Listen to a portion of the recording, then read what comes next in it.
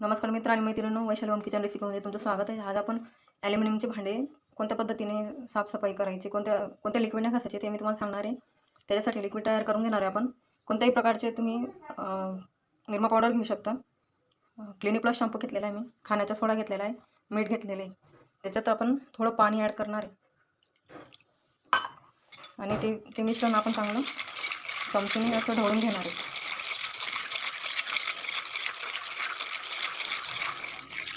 डबा घेतलेला आहे, पण पाहून घ्या किती खराब झालेला आहे हा। तो आपण या लिक्विडने स्वच्छ घासणार आहे। त्यासाठी आपण घासून घेतलेले आहे, मिश्रण हे आपलं तयार झालेलं आहे। आता मी ते घासून घेणार आहे।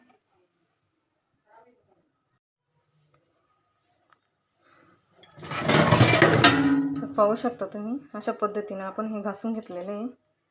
आता आपण याला स्वच्छ असं पाण्याने धुवून टाकणार आहे। अशा पद्धतीने पहा, आपले डबे किती स्वच्छ निघालेले आहे। आता हे वाळून अजून चमकणार आहे। आता मी हे वाळवायला उन्हामध्ये ठेवणार आहे। अशा पद्धतीने तुम्ही नवरात्र दिवाळीमध्ये साफसफाईसाठी हे लिक्विड वापरू शकता। अशा पद्धतीने पहा किती स्वच्छ निघालेले आहे।